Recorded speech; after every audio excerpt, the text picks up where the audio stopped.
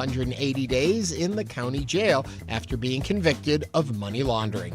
We'll discuss this and more of today's top headlines. I'm Ernie Manouse. And I'm guest host Chau Nguyen. As Texas races to become the nation's AI and data center capital, UH energy expert Ed Hers discusses who should pay for the massive power infrastructure needed to keep it all running.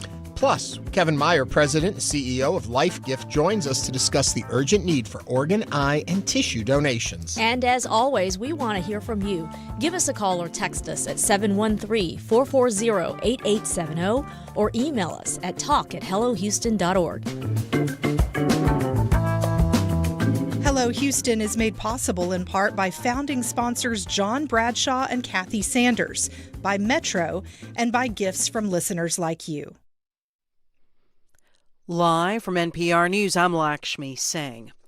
President Trump is currently holding a news conference as the G7 summit in France comes to a close and he heads back to Washington, D.C. At the gathering, uncertainties loomed over what's in the Memorandum of Understanding the U.S. announced with Iran for ending their conflict.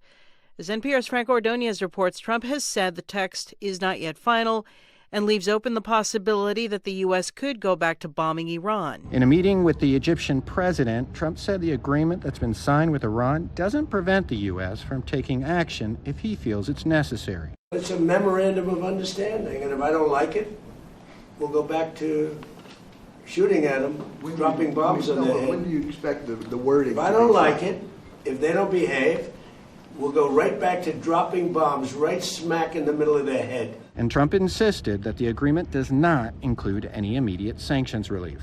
Franco Ordonez, NPR News, Evian, France. Iran's Revolutionary Guard is warning of a harsh response if Israel does not halt its attacks in Lebanon. Israel continues to strike the Iran-backed militant Hezbollah despite the tentative deal reached between the U.S. and Iran. Here's NPR's Aya Batrawi. Iran's Revolutionary Guard says Israel's violated the ceasefire in southern Lebanon 84 times in the past 2 days. And it warned in a statement Israel should expect a, quote, harsh response if it does not end its war against Hezbollah. Iran says the agreement with the U.S., set to be signed Friday, states attacks on Lebanon will be halted. Iran also says it views any continued Israeli occupation of Lebanon as a violation of this initial agreement. Israel says its forces will remain in southern Lebanon for as long as necessary. Hezbollah's attacks at Israel have killed 23 soldiers and 2 civilians. Lebanese authorities say Israel's attacks have killed more than 3,800 people, hundreds of them women and children, and displaced more than 1 million. Aya Batrawi, NPR News, Cairo. The Republican chair of the Senate Select Committee on Intelligence, Tom Cotton, says Jay Clayton's confirmation hearing for Director of National Intelligence is still on, even though President Trump called for a delay. While at the G7, Trump took to social media early this morning Eastern Time to announce the Senate hold off on Clayton until it confirmed the DNI nominee's replacement, a Trump personal lawyer, as U.S. Attorney for the Southern District of New York. Well, President Trump tapped Clayton after his pick for acting DNI, housing official Bill Pulte, faced a bipartisan revolt in Congress where lawmakers allowed FISA, a key intelligence gathering tool, to expire last week. President Trump said today he would not support FISA's authorization without a strict voting identification bill that currently lacks enough votes to pass Congress.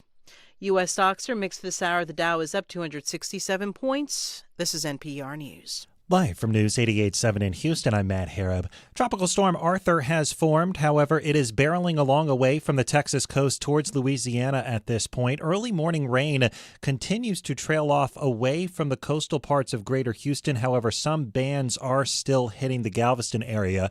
Flooding is still a concern today, though, as a result of that tropical system, which was not a tropical storm. It was impacting the coastline around Houston this morning. A flood warning has just been issued, though, for Chambers, Harris, and Liberty counties, and that is scheduled to expire around noon. Areas around rivers, creeks, and other low-lying areas are the most at risk for flooding. Southern Montgomery County was hit hard by flooding yesterday, with multiple roads becoming impassable.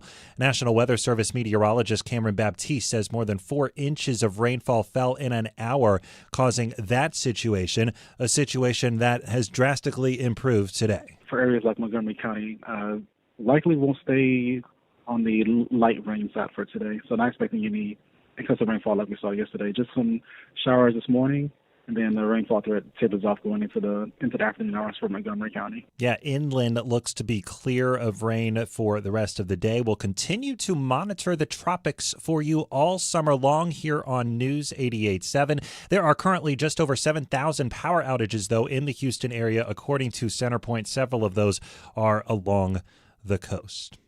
The FIFA World Cup continues today in Houston at NRG Stadium, known as Houston Stadium, for the tournament. Portugal is getting ready to battle the Democratic Republic of Congo. That will be a 12 o'clock start from the stadium. This is a high-profile matchup involving one of soccer's most high-profile superstars. Cristiano Ronaldo will take the field for Portugal, who's set to play 2 matches in the Houston area during the tournament. Gas prices are continuing to plummet in the Houston area. The average for a gallon of regular right now, under $3.60, $3.58 according to AAA, which is close to a 50-cent drop over the last month. I'm Matt Harrop, News 88.7. Support for NPR comes from NPR stations. Other contributors include United States Postal Service, dedicated to putting reliability at the core of USPS Ground Advantage to help businesses operate smoothly. More at USPS.com/Ground Advantage.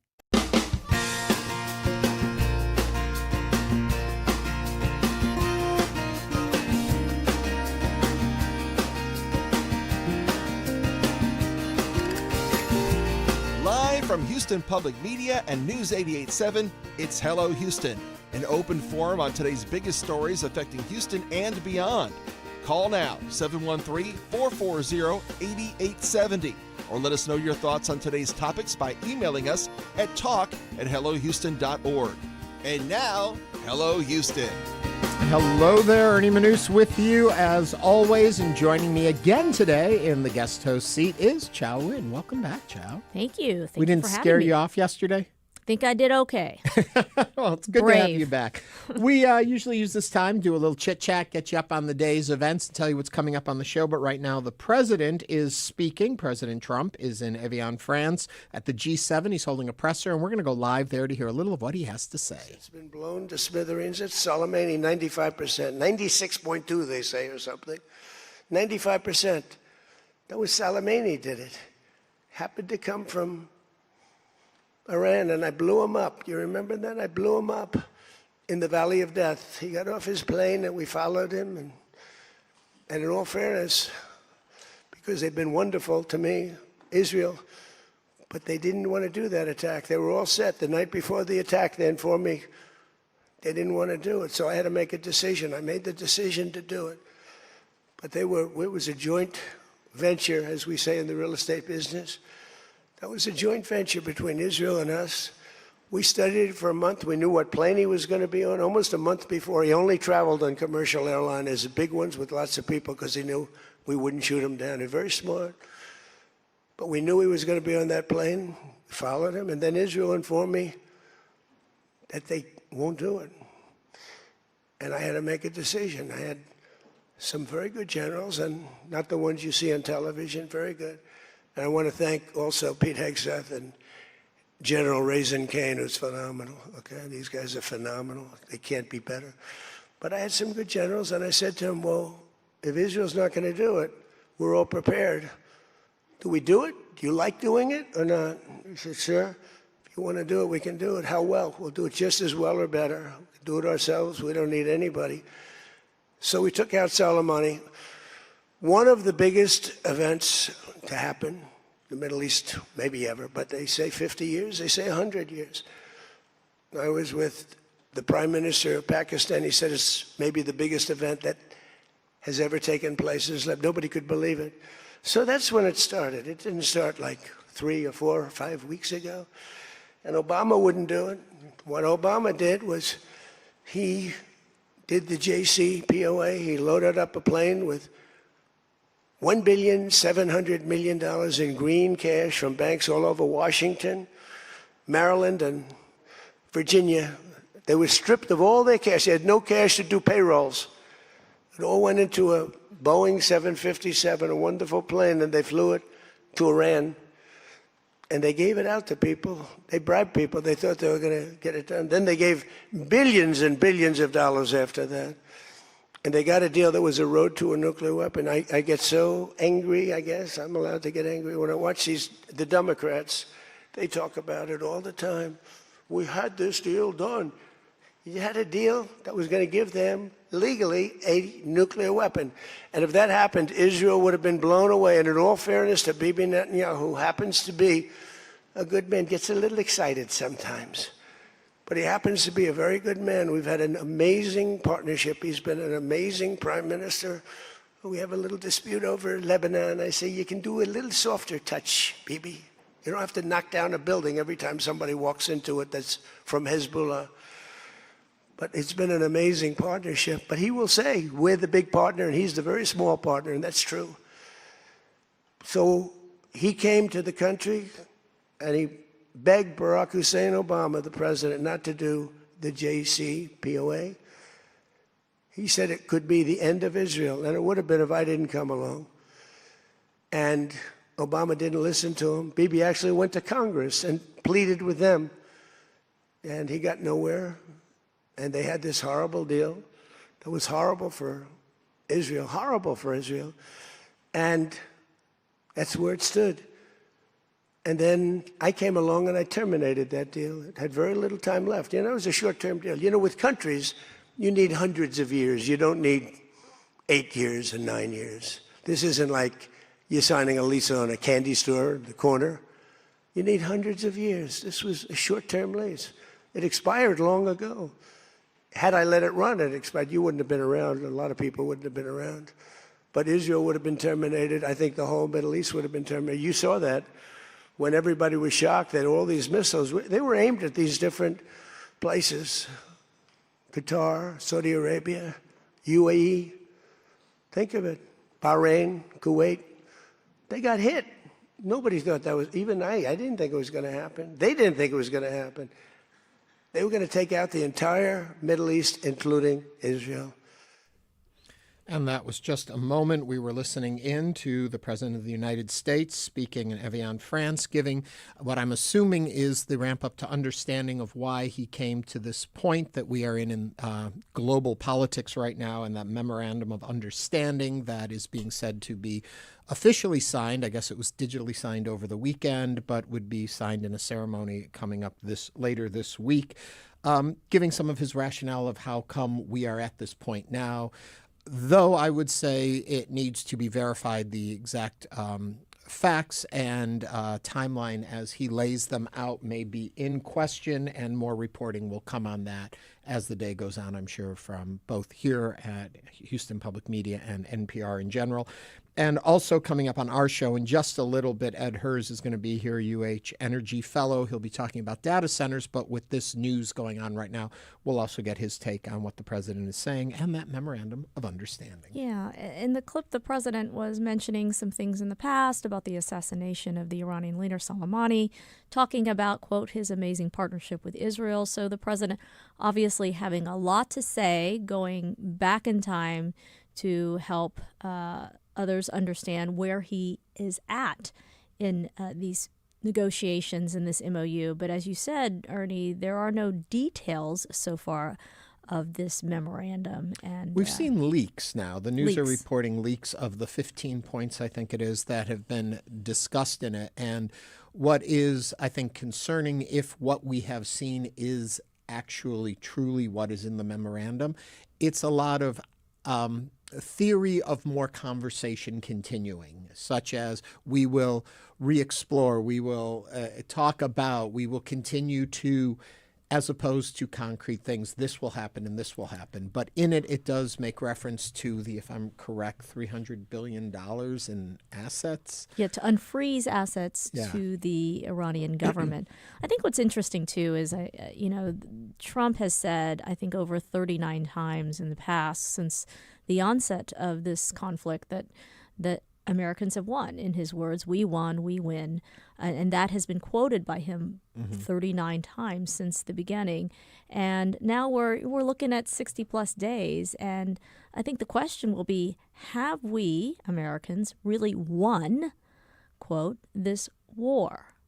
And what are the effects to the American people? We know we have higher, just to the average everyday American people, the effect of this war has been higher gas prices. Are we starting to see lower gas prices just in the last 48 hours? I would say yes, but what does that mean to the everyday American citizen? And I think that's what America cares about. And whatever happens here, I think we're going to see it at the polls in November. Yeah. I'm speaking with my guest host today, Chau Nguyen. It's Ernie Manouse here with you. You are listening to Hello Houston. What are your thoughts on what we've heard, what you've heard in the news about this memorandum of understanding, which in some ways has been couched as a soft peace agreement, but we understand it's a 60-day understanding of conversations to continue. Let us know what you think, 713-440-8870. When you talk about if we have won, quote unquote, the war, I think part of that to understand is you have to know what the objectives were to go into this conflict in the first place. And that even seemed unclear. The goalposts seemed to move and shift.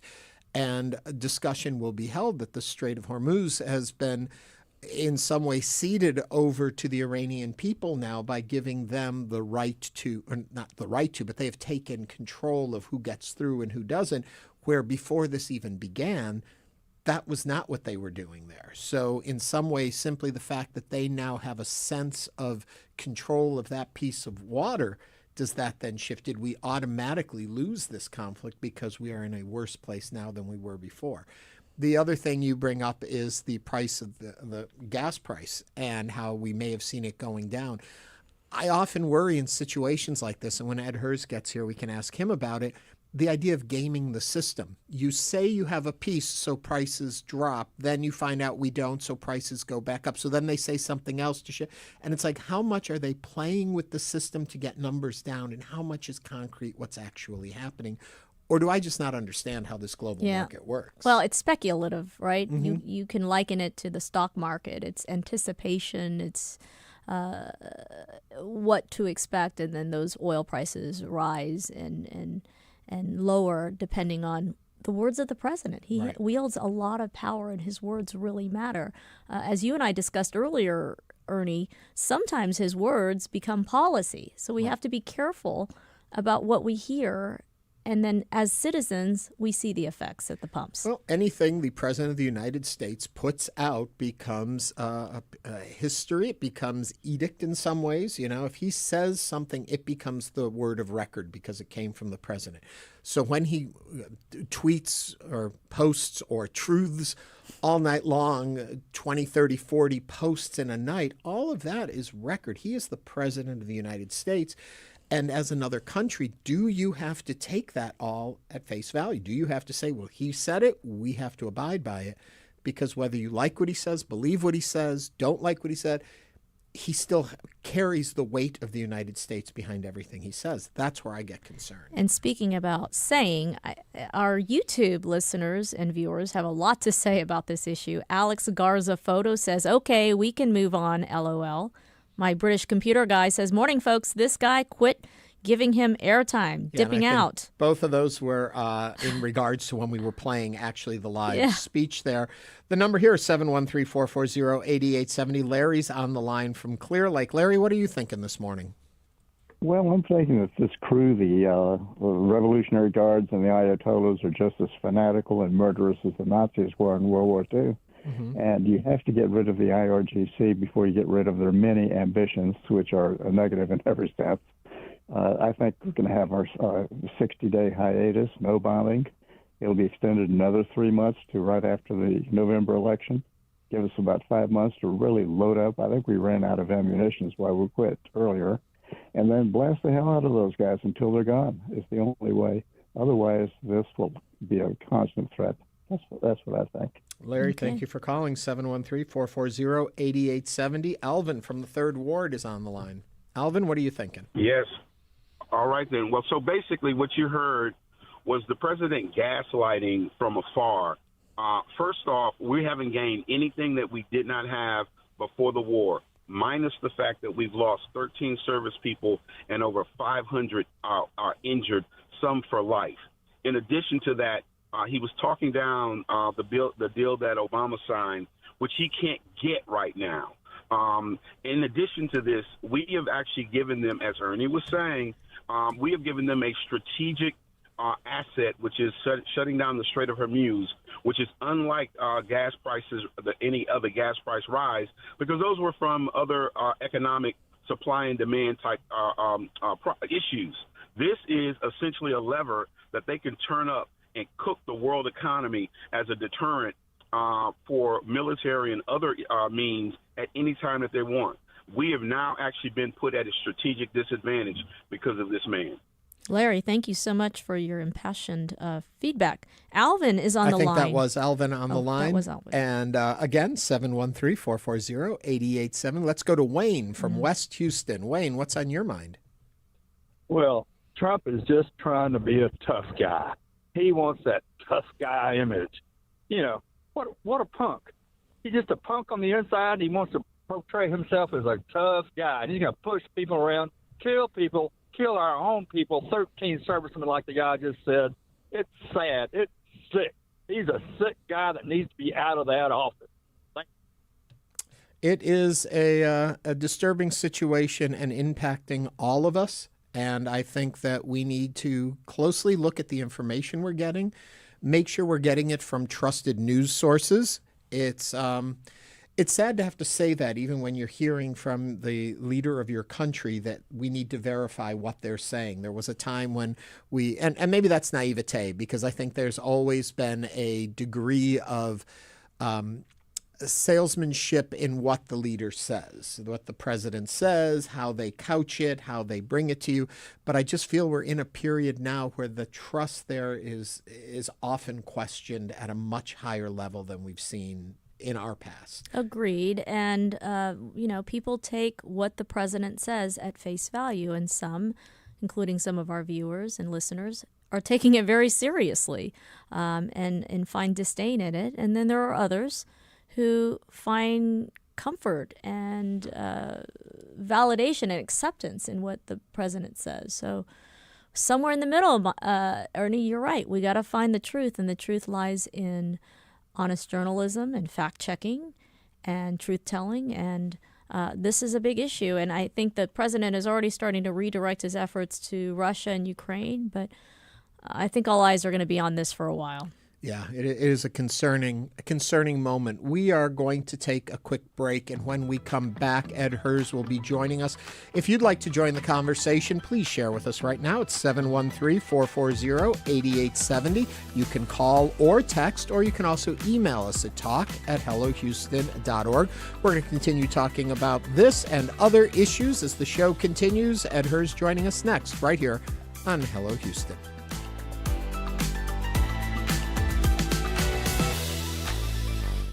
Meet Tio Choco. We just took his keys for the day and gave him a Ride Metro fare card. This is his story. Visit ridemetro.org/Choco to find out where is Choco. More at ridemetro.org/Metro Now. Support for Houston Public Media comes from listeners like you and from Specs, celebrating the summertime heat with cold seltzers, ciders, canned cocktails, and more. Details at specs.com. Cheers to savings. HPM Plus brings you the latest news and information from around the world and across the street. Trusted journalists delivering facts, fairness, and perspective. Keeping you connected by keeping you informed.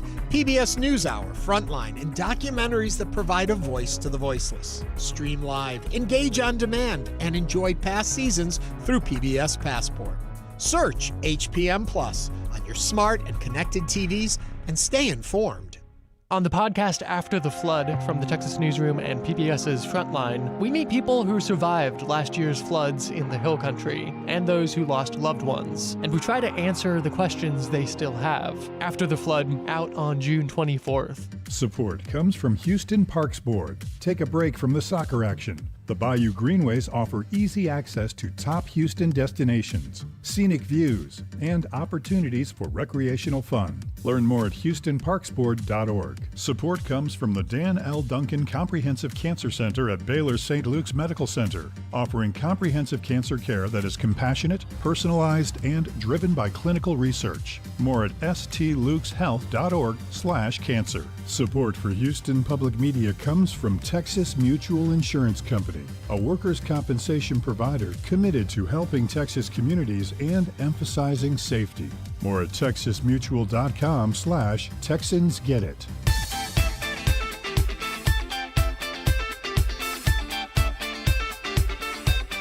And now back to Hello Houston. To comment on today's topics, call or text 713-440-8870 or email us at talk@hellohouston.org.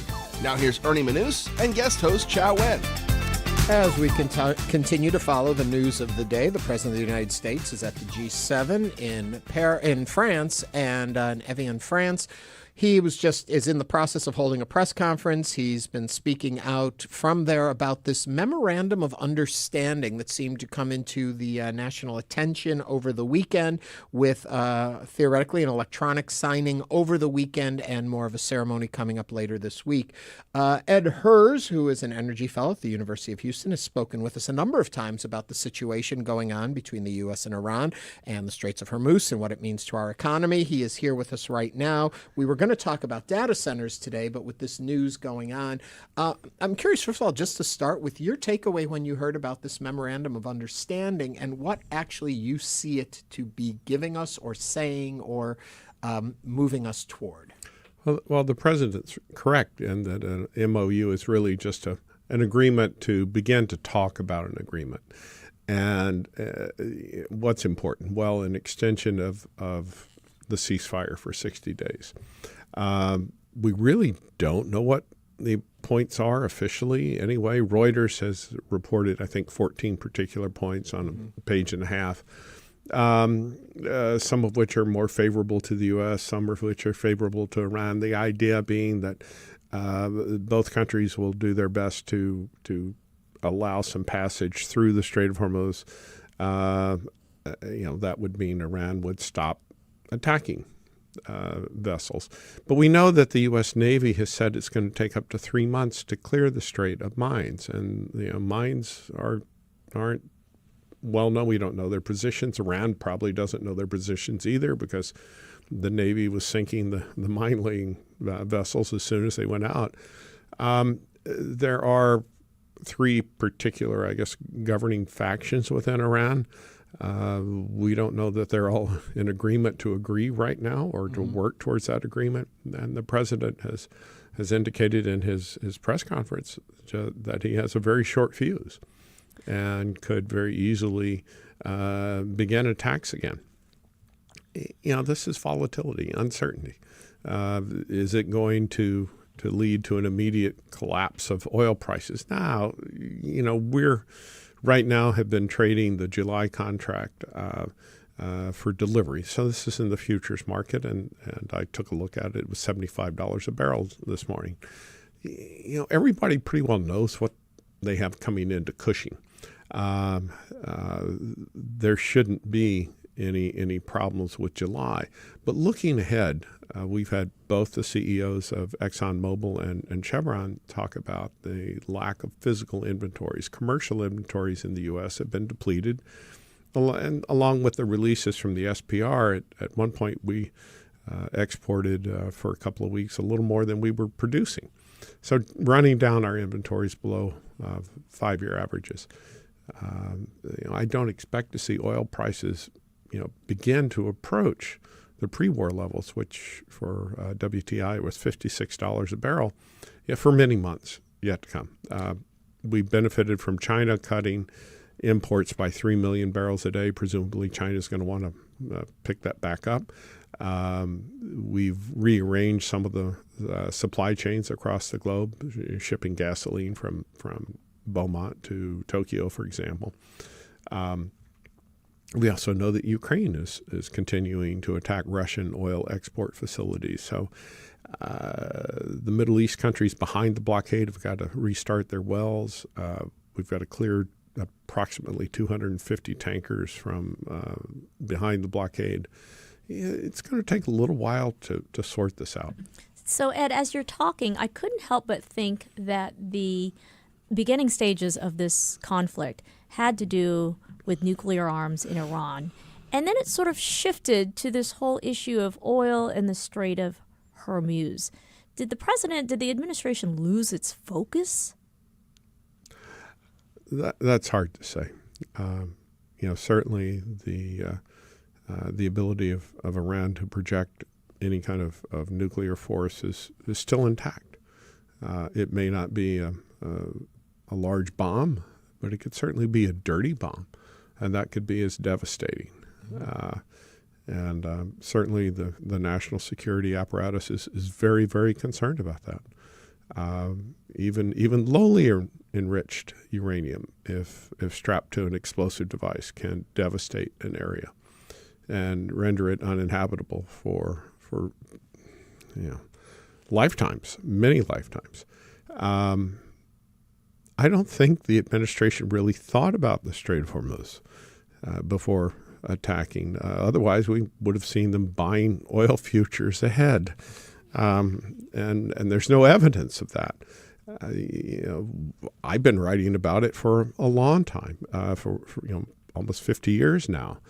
We've known that Iran had threatened to blockade the Strait of Hormuz. We knew what this would do to oil prices globally and the impact it would have. Fortunately, in the interim, the U.S. has had the revolution in hydraulic fracturing, and the higher oil price actually is a net benefit for gross domestic product for the U.S., albeit it's not helping the consumers too darn much. The net plus is that we're not a net importer, and it's not a real drag on the national economy. It's improving incomes and tax collections at the federal and state and local levels for those locations that have oil production.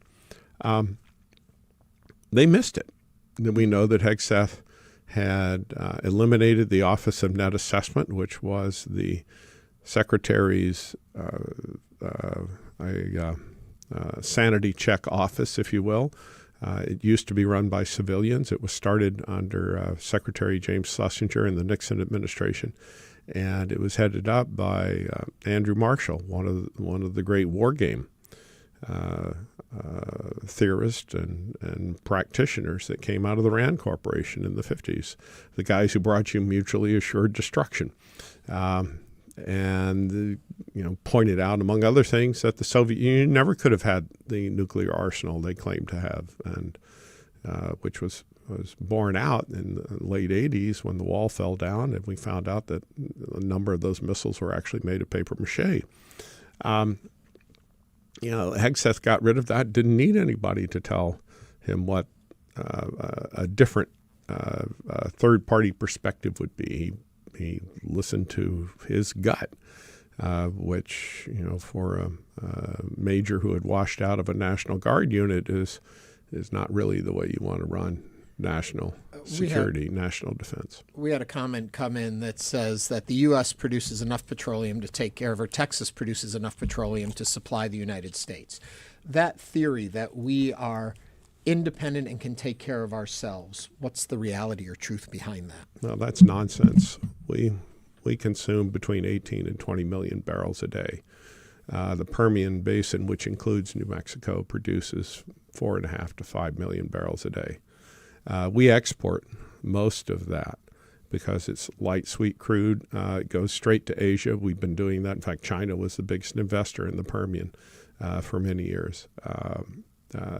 We import a little over 4+ million barrels a day from Canada, which matches up well with our refineries. That's actually what's replaced our need to import crude from OPEC nations. We import some from Mexico, a little bit from Venezuela, but those are the resources. Texas doesn't have enough to do, and at the price of $56 a barrel, which is what it was at the beginning of January after we were done with Venezuela, was not enough to encourage the drilling of new wells. Since Trump took office, the price of oil has gone from $81 a barrel to a low of 56.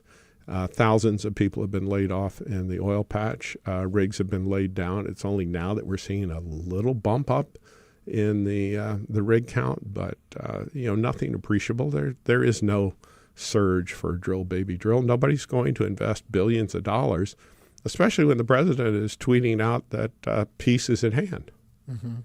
Take me back to the Strait for a minute, too. Oil companies, their reactions to what's going on there, as far as when they say about, well, it's going to be open and business as usual, and you say it's going to take a certain amount of time to clear any potential mines and stuff from that.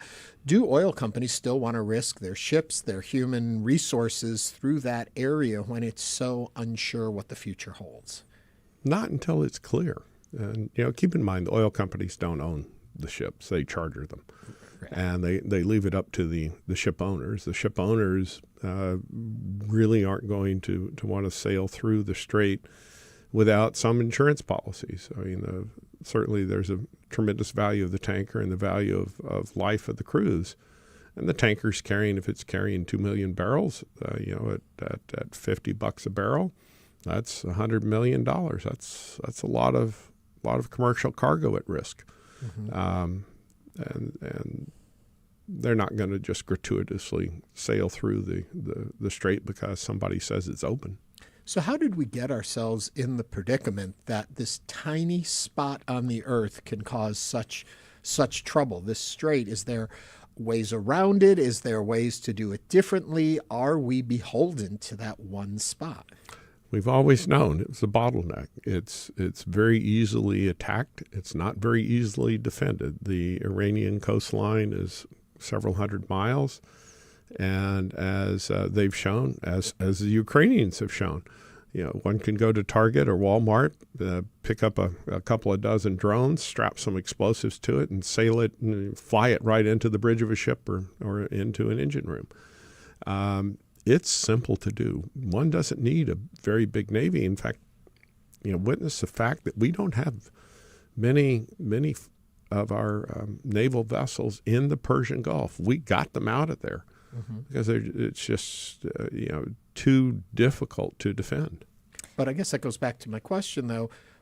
Why are we in this predicament? Why was there not enough foresight beforehand to say we've got to move away from this? It can't be there this was spot. Always plenty of foresight. It Then was the administration just totally ignoring the facts and totally ignoring the situation. It's a horrendous dereliction of duty. Ed, how will history look at this event? How will history look at this conflict? Not very well. From the different outlines of the so-called Memorandum of Understanding, it looks like Iran is going to come out commercially ahead, financially ahead. Certainly has put all of its competitors. If we look at this as just a commercial enterprise, like we would competitors in a particular industry on Wall Street, Iran's done pretty well here.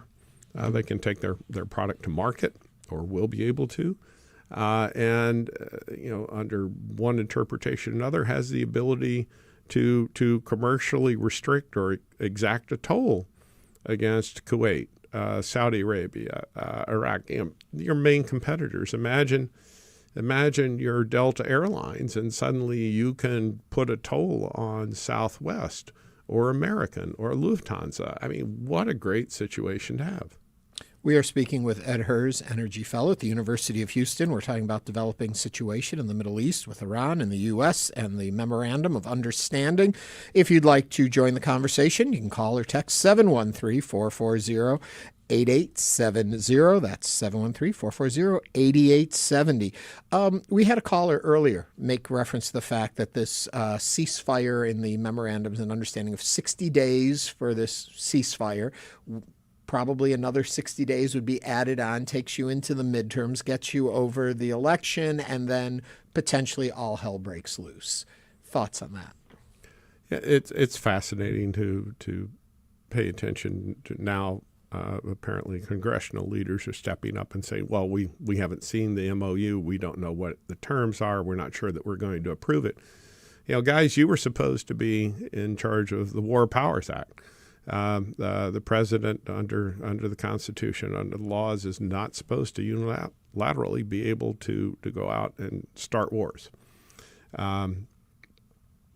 This president doesn't adhere to convention or the laws, and in fact, Chief Justice Roberts has given him basically 100% clearance. The only check we would have is another impeachment and a trial for removal. So Congress has pretty much been sidelined, marginalized. Any congressional leader, senator, standing up now to say something, it's ringing very hollow. I mean, just Senator John Cornyn, what a waste. Yeah, not coming back as senator as well. I'm curious about the cost of this war. By some estimates, some might say it will be up to $1 trillion to the American economy, to the American government, that we're going to be spending, all told, so much money when at the onset of this administration we were talking about cutbacks and federal cuts. How will this impact everyday Americans as they hear this? Well, prior to George W. Bush's foray into Iraq, the Nobel Prize-winning economist William Nordhaus estimated the cost of going in at $1.2 trillion.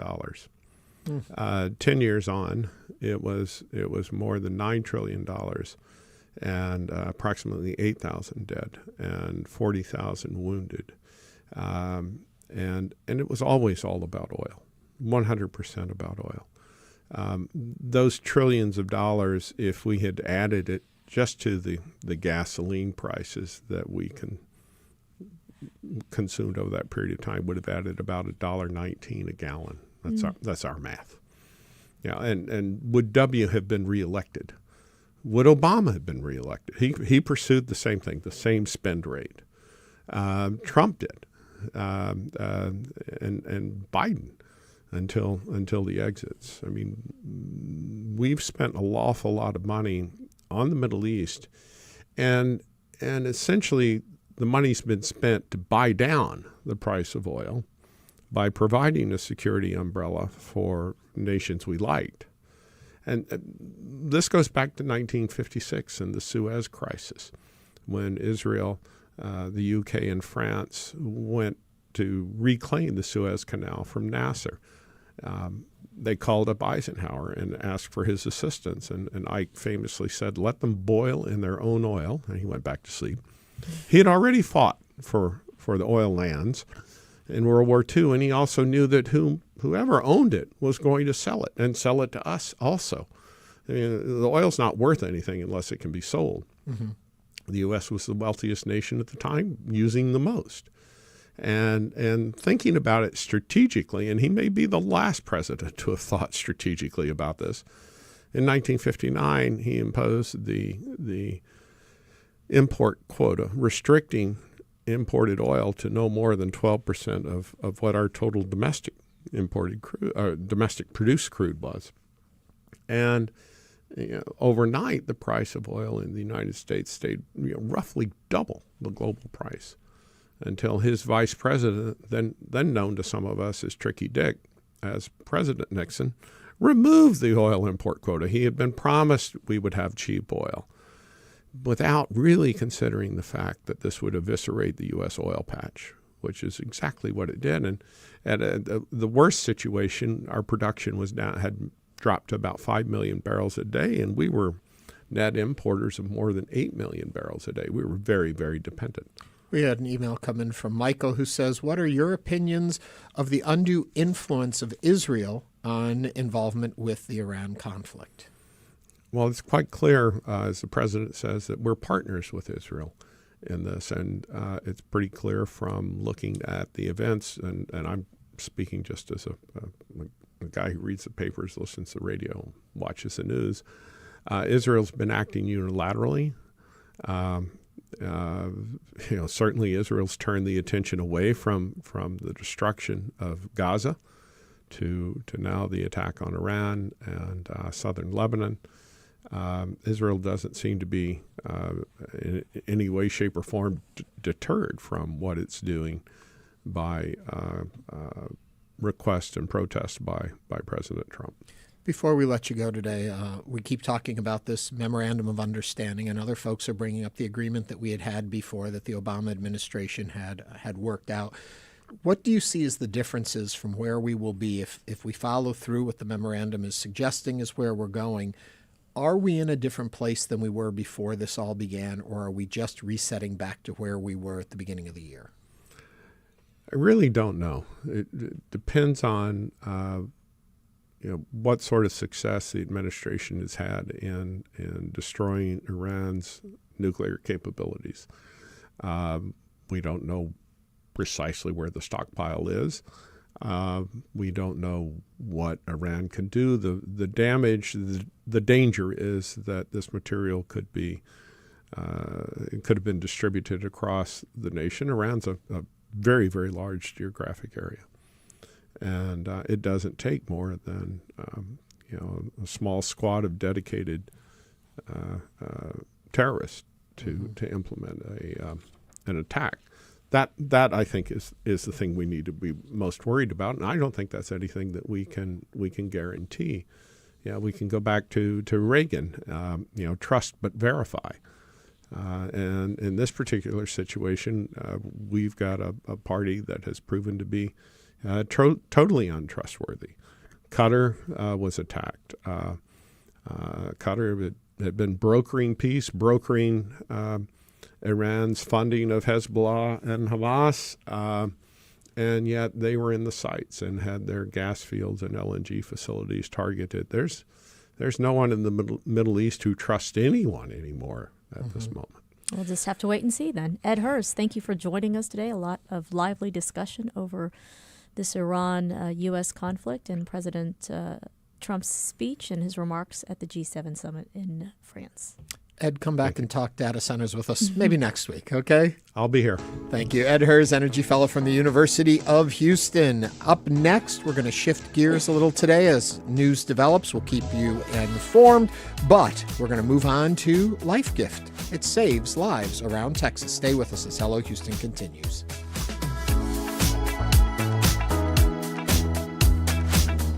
Meet Gamola, songwriter, world-class violinist, and award-winning multi-genre artist. We just took his keys for the day and gave him a Ride Metro fare card. Visit ridemetro.org/Gamola to learn more about his ride. 6th World Cup, almost certainly, perhaps, maybe, his last. Ronaldo lines up with his Portugal squad in Houston across from DR Congo, making their first World Cup appearance in 52 years. Then Croatia and England play in Dallas. This is a rematch of the 2018 World Cup semifinal. The night Croatia came from behind to beat England in extra time and reach the final. England has been in good form coming into this tournament, having won every single qualifying match without conceding a goal. Ghana plays Panama, and Uzbekistan faces Colombia in the other day's games. Yesterday, 3 legends really made their mark. Kylian Mbappe scored 2 goals to lead France to a 3-1 win over Senegal. He became France's record goal scorer and moved ahead of Messi in the World Cup career scoring charts, at least briefly. Then Erling Haaland scored 2 goals as Norway started their World Cup with a 4-1 win over Iraq. And then Lionel Messi scored 3 goals against Algeria, his first career World Cup hat trick, to regain the active career scoring lead over Mbappe and tie the all-time record for goals scored with 16. His appearance made him the only person to play in 6 World Cups, at least briefly. Cristiano Ronaldo will become the second today. I'm Jimmy Moss. Support for soccer tournament coverage comes from SPF 1000 Vampire Sunscreen, the podcast that asks, what is the darkness to you? Find it wherever you get your podcasts. Support for Houston Public Media comes from Karbach Brewing, makers of Hopadillo IPA, hosting summer soccer at Karbach, featuring live matches on a 14-foot LED screen, along with internationally inspired food and drink offerings.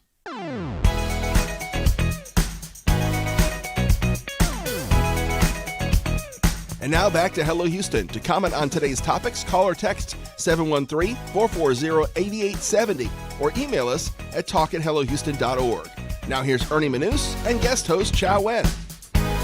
Well, thousands of Texans are currently waiting for an organ transplant, and people across the country die while waiting for a life-saving donor on a daily basis. Today, we'll discuss the importance of organ, eye, and tissue donation, the need for education and outreach, and how Texans can register to become donors. We are joined by Kevin Meyer. He is the CEO and president of LifeGift. This is the organ procurement organization for the North, Southeast, and West Texas. Kevin, welcome to Hello Houston. Thank you very much for having us and for allowing LifeGift to spread the word about the importance of organ donation and the opportunity to save so many lives. Thank you so much. We talk about the shortage of Sure. donatable organs, and I'm curious, from where you sit and the way you look at it, why do we have that? What's the misunderstanding, do you think, that's out there in the public that limits the supply we have available to us? Well, that's a great question. I wish I had the solution to that. But just to localize it to the state of Texas, we have 11,000 people waiting today. Right. Many of them are waiting, here in the Texas Medical Center and across Texas. A lot of it, I think, comes down to public trust and understanding that that people are not going to be declared prematurely. They're not going to be organ harvesting, right? idea. The stuff that you see in the on TV sometimes, and in the various media. That's why your show and this opportunity to be with you all, Ernie, and is so important to get the word out. That you can trust the system, and so forth. So I'm curious about something, Kevin, and I don't know the answer, and maybe our listeners and viewers don't either. Is it as easy to donate your organs by checking that box at the DMV for your driver's license? I know I've checked it before, but I've never really fully thought about what that means. Yeah. It really is one of the simplest 2-minute decisions you can make in your life to leave a legacy to help others. So when you obtain your driver's license or your ID, the DPS or the Department of Public Safety and DMV, they're very helpful, and they will, because they're required to, will offer you the opportunity to check that box. And when you do so, that is your legally valid authorization to become a donor. It really only takes a couple minutes. And then when you go back and renew your license and so forth over time, you have the opportunity to update that as needed. The other way to do it as a backup is through the donatelifetexas.org website.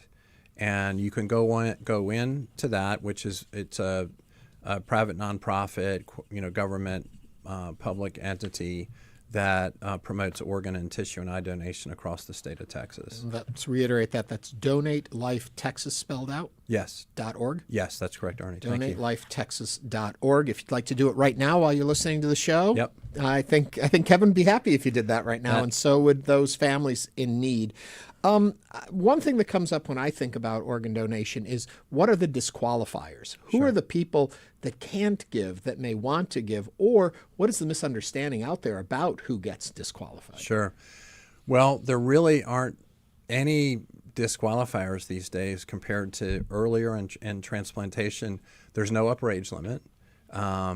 We've had patients who became organ donors in their 90s, whose liver was transplanted at LifeGift. So no upper age limit. What happens is every time there's a situation where there's a potential for donation, that's what we do. And working with our various transplant centers across Texas and across the country, we collect that information, and then the individual's medical history and sort of physical condition is evaluated. So age really isn't important at all. It's about physiologic age. So if you're 90 years old and you run every day, really, who cares about the 90?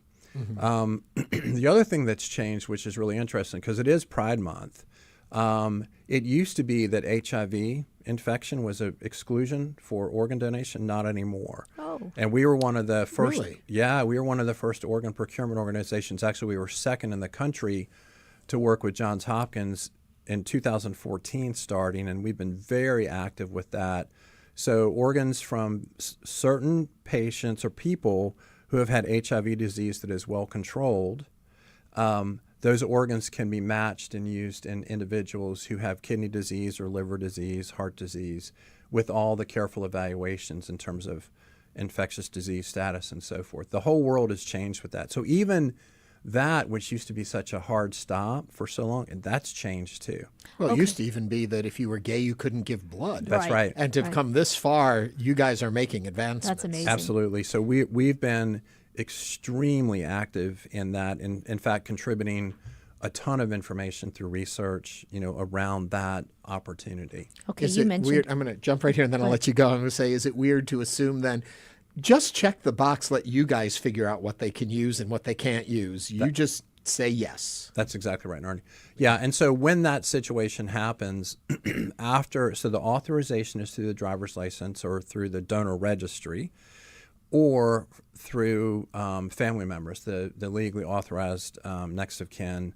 And so after that happens, then we will sit with the family members who understand the history of their loved one, and we ask all the same types of questions that you may have been asked, like when you are a blood donor. Mm-hmm. And so we go through all that. So what we're doing is getting the complete picture to make sure that the transplant centers or surgeons that are going to use those organs know who is the most optimal recipient.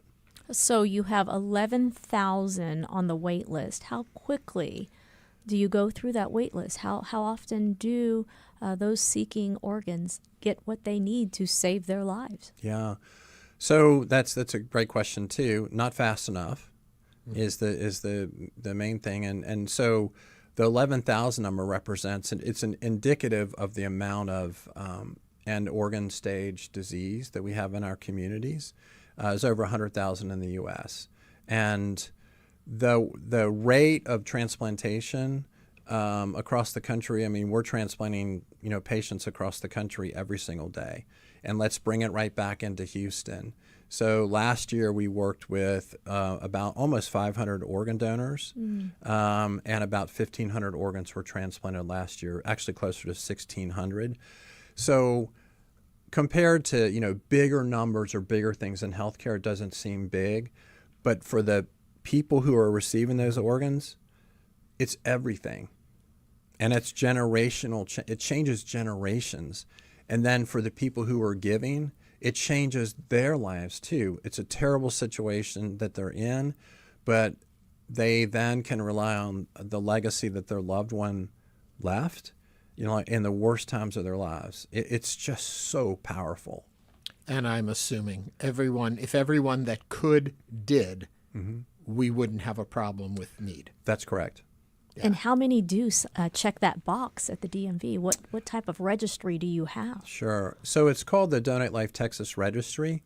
And so I always say that it's amazing to be in Texas because Texans donate life.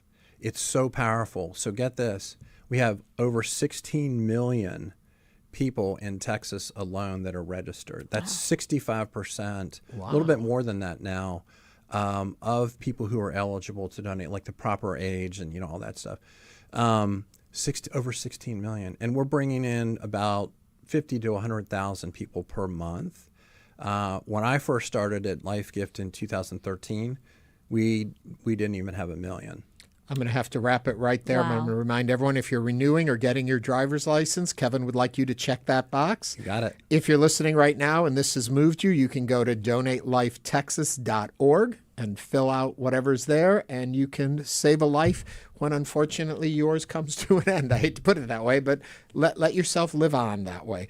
Kevin Myers is CEO and president of Life Gift, the organ procurement organization for North, Southeast, and West Texas. Thank you for coming in, Kevin. I hope we've gotten you some folks to sign up today. Thank you so much. Appreciate it very much. Coming up, more of today's top headlines. We're keeping an eye on this weather that's going on out there. We're going to have updates both from Galveston and from our meteorological team. And we're also going to be taking a look at a brand new park in our community. All that's coming up in the next hour. Stay tuned. There's more Hello Houston on the way. For the latest in local news, subscribe to the Hello Houston daily newsletter at HoustonPublicMedia.org. Hello Houston is a production of Houston Public Media. The opinions expressed by the guests of this program are solely their own and do not represent the views of management, staff, or underwriters of Houston Public Media. This is News 88.7.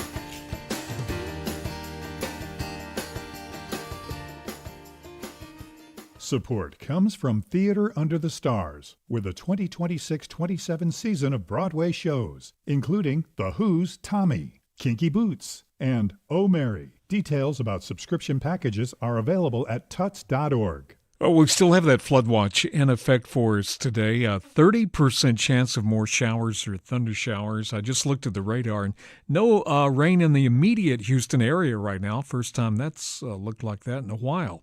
Currently overcast and 80. Your NPR station, KUHF, Houston, a service of the University of Houston. Just ahead on this hour of Hello Houston, potential Tropical Cyclone 1 is producing dangerous flash flooding across portions of Texas and Louisiana. We'll discuss this and more as we continue diving into the top headlines of the day. I'm Ernie Manouse. And I'm guest host Chau Nguyen. Theater has had a profound impact on our community, not just from what you see on stage, but in our culture makeup, our economy, even our students' improved test scores. Theater Under the Stars Executive Director Hillary Hart walks us through it all. Plus, how did a skate park in Greenspoint become a global destination?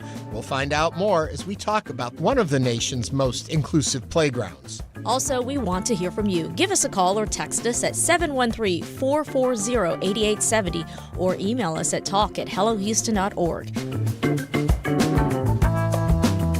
Hello Houston is made possible in part by founding sponsors John Bradshaw and Kathy Sanders, by Metro, and by gifts from listeners like you. Live from NPR News, I'm Lakshmi Singh. President Trump's concluding his time at the G7 summit in France with questions about the terms of the U.S.'s Memorandum of Understanding with Iran for attempting to end their war. At a news conference today, Trump did not rule out a resumption of U.S. strikes against Iran. If we didn't do this deal, we could have dropped more bombs for another 3 weeks, 2 weeks, 4 weeks, 2 years. You would never have the Hormuz Strait open. You would never have success. Your market would have, instead of going up at levels that nobody's ever seen before, would go down at levels that nobody ever saw before, maybe except for 1929 or whatever. Now, the president laid out some of the broad strokes of his preliminary agreement. Trump said the two sides would begin the technical discussions on the Iran nuclear issues immediately, and that any economic relief for Iran as a result of the deal will, quote, be based on merit. The confirmation hearing for Director of National Intelligence nominee Jay Clayton is postponed. Senate Select Committee Chair Republican Tom Cotton of Arkansas confirmed President Trump told Clayton not to show up. Cotton called that regrettable. In an overnight social media post, President Trump wrote housing official Bill Pulte would continue as acting DNI, a decision facing bipartisan backlash in Congress. Trump's blocking a key intelligence gathering tool from being renewed as leverage. He wants Congress to advance a stalled voting restrictions bill and another of his nominees for a separate position. No changes in interest rates are expected to be announced today when the Federal Reserve wraps up its latest policy meeting. NPR's Scott Horsley says the central bank is wrestling with the highest inflation in the U.S. economy in more than 3 years, fueled by the war with Iran. A wartime spike in energy prices has pushed inflation up to 4.2%. But the Fed's main tool for battling price hikes, higher interest rates, would do little to address the supply shock caused by the U.S. war with Iran. So for now, Fed policymakers are expected to sit tight. President Trump wants the central bank to lower interest rates, and he chose the new Fed chairman, Kevin Warsh, with that goal in mind. Warsh meets with reporters this afternoon for the first time since taking over at the central bank. Warsh's colleagues on the rate-setting committee will also offer an updated forecast of where they think prices and interest rates are headed for the rest of the year. Scott Horsley, NPR News, Washington. With a Fed decision coming soon, let's turn to U.S. stocks. We see the Dow is up 191 points. The S&P is down slightly, and the Nasdaq is off 33 points. From Washington, this is NPR News.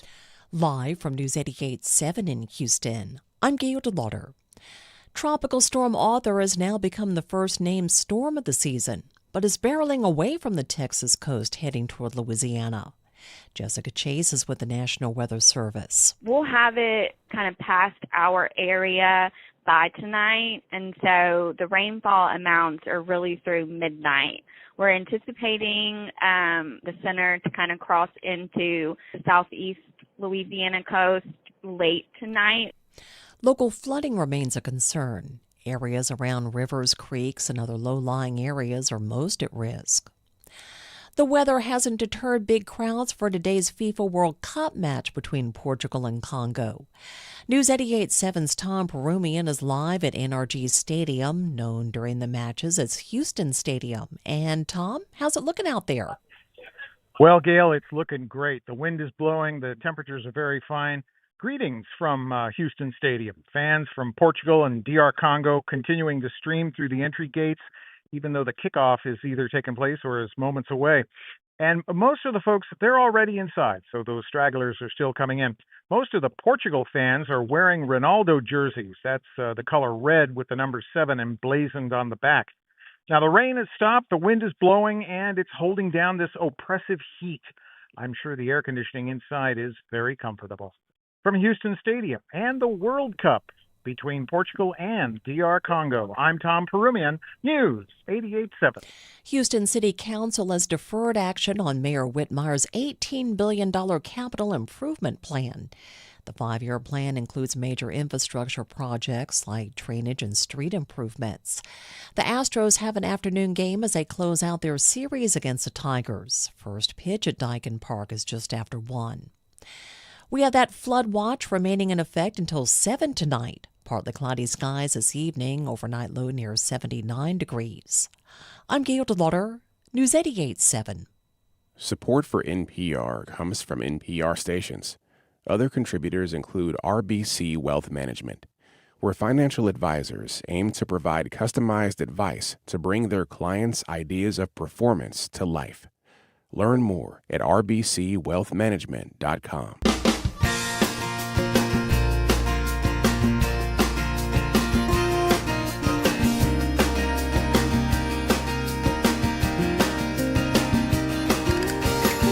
Live from Houston Public Media and News 88.7, it's Hello Houston, an open forum on today's biggest stories affecting Houston and beyond.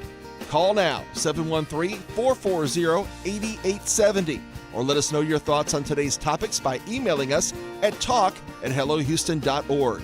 And now, Hello Houston with Ernie Manouse. Hello there, Houston. With me in the studio, special guest host Chau Nguyen is here today. Hi, Ernie. Great to be here. Good to have you with us. We had a very busy first hour. A lot was going on with the president speaking from France and talking about this memorandum of understanding. Ed Hers was here. Take us through a lot of the ins and outs of that and what we can possibly expect to see over the next few days. He'll rejoin us as the story develops over time. It is Wednesday, and we didn't get to this because there was so much news happening. It's our Would You Rather Wednesday, which means on our chat group, we put up a poll, a question, and we ask, would you rather? And then we gather the results. So today's was, would you rather win $10,000 today, right now, in your hot little hands, or wait 10 years and get $1 billion? So we did our poll. What would you pick? You know, initially I thought 10,000 because I don't know if I'm going to be alive in 10 years. Yeah, it's instant gratification as compared to wait. You don't know what happens in life, right? It's not predictable. Well, 76% of those that responded are going to wait. They want the $1 billion in 10 years, which will probably be worth about $1 million by the time you get to it. And only 24% wanted the 10,000. Remember, every Wednesday we have a Would You Rather poll question over in our YouTube chat group. So if you're not watching the show on YouTube, you're missing half the show. Sure. Okay.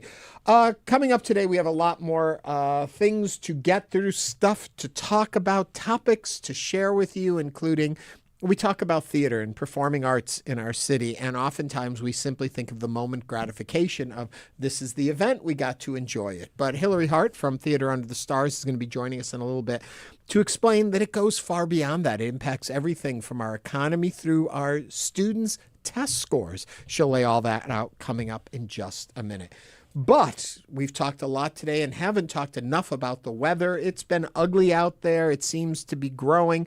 So we thought we'd dispatch our team all around the area. Juliana Washburn is joining us from Galveston, where she's been reporting on what's going on there. Juliana, are you with us?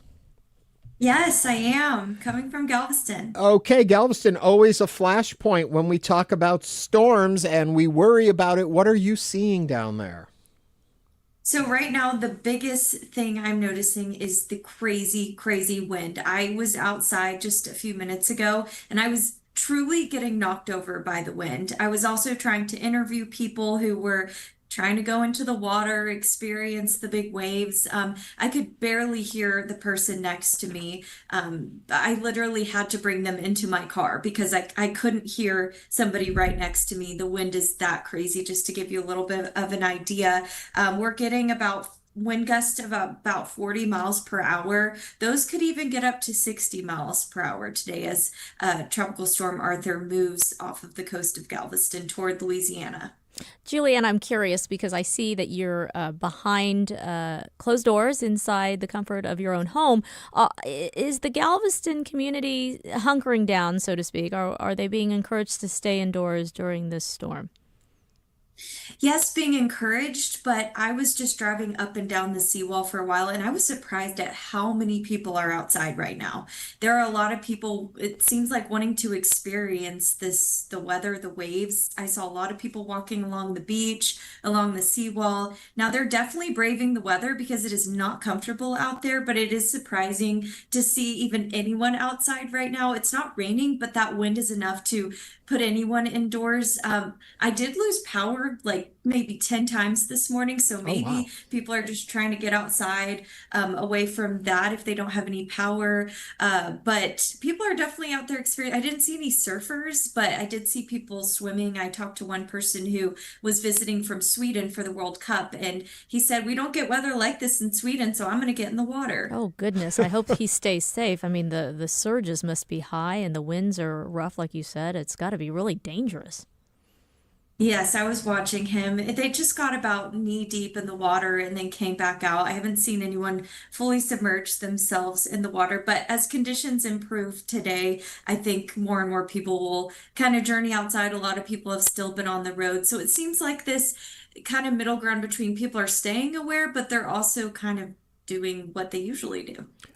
Quickly, has the county put out any recommendations at this point? Are they alerting them? Are they alerting the public to anything in particular, or are we just waiting and watching? Yes, so we are under a flood watch here in Galveston and Galveston County, and that will remain in effect until 7 tonight. So city officials are asking people not to drive on roads where they cannot see the road because of flooding. A lot of times in Galveston, we get that flooding on side streets and on lower parts of the island. So they're really asking people to not travel if they really don't need to or drive on those roads. And also because of these high winds, moving things out of their yard that could blow into any of the floodwaters. But I just spoke with the National Weather Service and they told me that this they could reduce that flood watch due to the decreasing threat of excessive rainfall in the Galveston area as that storm moves up to Louisiana. Yeah, and the National Hurricane Center did say that tropical storm conditions are still possible in our reach, in our watch area within the next day or so. So we'll be all eyes on this weather. Right now, we've got Justin Ballard. Well, Juliana, I want to thank you and let you get back to monitoring the events down there in Galveston. Juliana Washburn is the Houston Public Media Galveston reporter. Juliana, as always, thank you. Thank you. Stay safe. Okay, now we've got Justin Ballard on the phone. He is with the Houston Chronicle. He's the meteorologist reporting about these events. Justin, hi there. Hello, good afternoon. First of all, I want to shout out Juliana. She did an excellent job kind of recapping all of the weather stuff. I know that's kind of not the easiest thing to do if you're not necessarily a weather reporter or meteorologist, so shout out to her. Well, and that means a lot coming from you, Justin. We had you on yesterday talking us into some of this. The potential tropical cyclone 1 is producing dangerous flash flooding across portions of Texas and Louisiana, and forecasters are saying that the system could strengthen into a tropical storm today. Take it away, Justin. Yeah, I mean, it already has. So we have officially got Tropical Storm Arthur as of 10 o'clock this morning. So about two and a half hours or so ago, got that upgrade, 40 mile per hour sustained winds. But as Juliana mentioned, I mean, gusts along the coast are getting 50 plus miles per hour. I think those winds are kind of overperforming in a place like Galveston, seeing close to 60 mile per hour winds so far this afternoon. Now, this isn't necessarily a big wind event, and I think we can all agree if we've got to go through a tropical storm or something of the sort, at least let it be something similar to this, right, as opposed to a full-blown hurricane landfall or something, especially deeper into the season when we get those stronger storms. But, nonetheless, I mean, some pretty impactful weather over the last 48 hours or so, especially southern portions of Brazoria County. I was looking this morning, radar estimates this morning alone, almost a foot of rain. So, I know this has not necessarily been a full-fledged, we're fully in it, kind of hurricane situation, but we have had a lot of very nasty weather over the last couple of days from this system. At the break or not. At the break we just had, I wandered by a window. It didn't look like it was raining here. I think people's immediate reaction is, okay, it's over. We're safe. Good to go. Is that a wrong assumption at this point, especially for those of us in the city? I think for those of us in the city, the worst of the weather is now past us. The flood threat is now very quickly winding down. Technically, as Juliana mentioned, that flood watch goes until 7 p.m., but I would not be surprised at all if we get that flood watch dropped a little earlier. We've already seen a couple of counties like Fort Bend dropped out of that just a little bit ago, so too did Montgomery County. So I would imagine over the next couple of hours, the National Weather Service is probably going to peel back the far western kind of edge of those counties, which would include us in Harris, Galveston, as well as Chambers and Liberty as we go through the day. I know it's been really wet here and in our communities, but is some of this much needed rain we need? 12 inches sounds like a lot, but is it something we need? I was talking to a friend in Austin, and he was welcoming the rain coming into their communities. Yeah, absolutely. And, if you think back to the spring, we had drought set up across the entire region. And at one point, we had pretty severe drought across southeast Texas, especially south of Interstate 10. So the fact that we've gotten quite a lot of rain over the last, not just this week, but really even going back to the latter half of spring, starting in April, all of May, and then here we are through mid-June, and we've had quite a lot of rain. So that certainly has been very helpful. That's exactly what you want going into a summer, where El Nino is coming into play, and that could certainly mean a very, very hot, very steamy summer. We want to make sure that we've got plenty of water in the ground to kind of limit how far and how severe drought can get. We don't need a repeat of 2011 is basically what I'm trying to say. Yeah. Justin, as we let you get back to your job, just tell me, okay, where is Arthur? Where's Arthur going? Who should be concerned? And what are we looking at over the next 28 to 48 hours? 24 to 48. Yeah. Yeah, absolutely. Arthur is going to be making landfall somewhere most likely between Sargent, Texas to our southwest and the Sabine River, so right along the Texas-Louisiana border over the next, couple of hours, likely by this evening. Our impacts from Arthur at this point are minimal. If you've got friends or family that live in Louisiana or Mississippi, they're going to be dealing with life-threatening flash flooding over the next 24 to 36 hours. For us, our attention will turn to the heat. I would expect heat alerts to go into place for those of us here in southeast Texas as early as possibly tomorrow. Heat advisory or heat, even an excessive heat watch, certainly possible. Will we be dry through the weekend for us?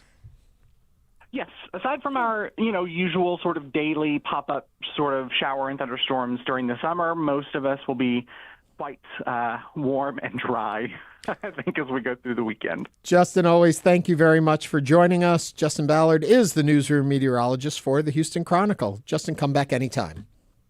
Thank you so much. Speaking of the heat and the rain, there are a lot of people that are waiting outside or being outside or enjoying the outdoors because World Cup is also here in town. Tom Peruvian, who is one of our reporters from Houston Public Media, has been out there at FIFA talking with folks. Before we get to Tom, let's hear a little bit about what he heard from folks and how they got their tickets. What was your experience getting tickets to the game? It worked really fine for me. I bought them about 6 months ago, blind. I did not know who was going to be here. 5 minutes before 9 o'clock, my wife finds on the FIFA app tickets for $700 a piece. It was a little tricky, and we're actually still trying to figure it out for the next game. I got mine in November, so I'm feeling like a very smart man today.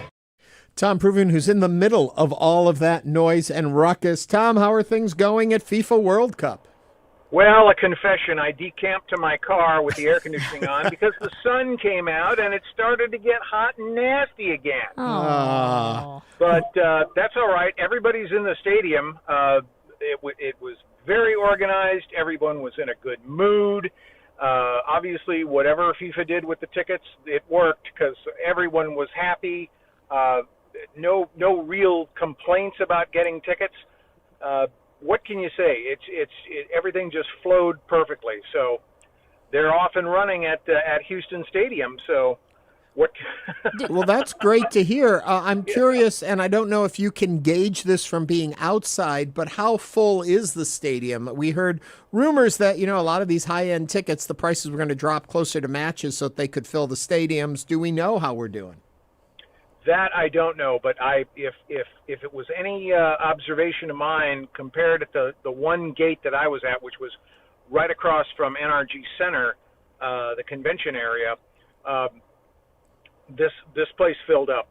Wow. This place filled up. The parking lot's full. Getting into traffic, I got here an hour early, basically, and traffic was bumper to bumper. It took me almost 30 minutes from the off ramp to the front gate. Oh, wow. Tom, to get in here. So well, at least you're safe, right? You're safe. I'm curious, was the rain ongoing this morning? Did people wait in long lines, soaking wet with their umbrellas, or how did the weather fare?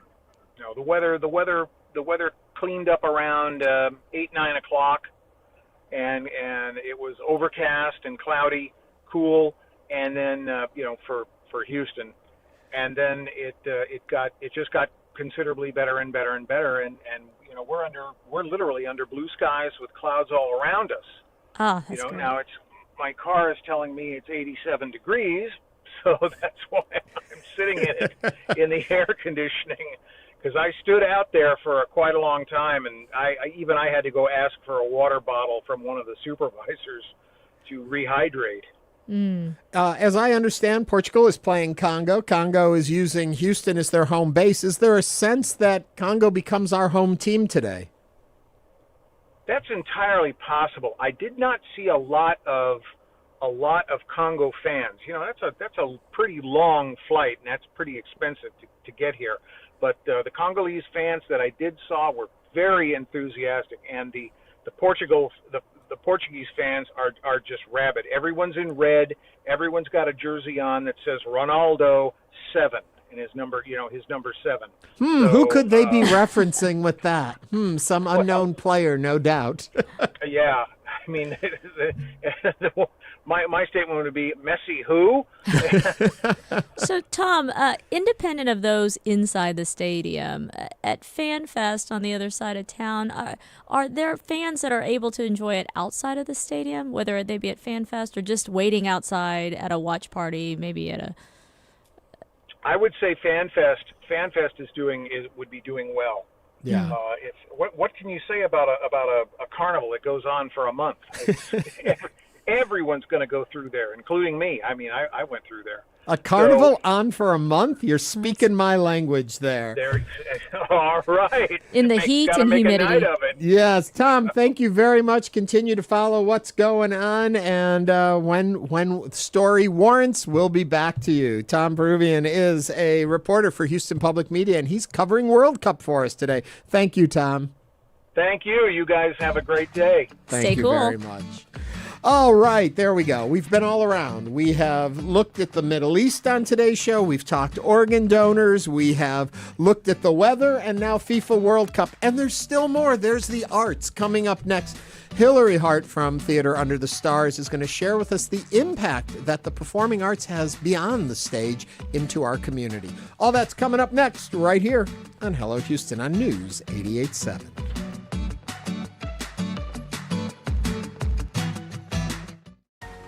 We know you value Houston Public Media. That's why you're watching right now.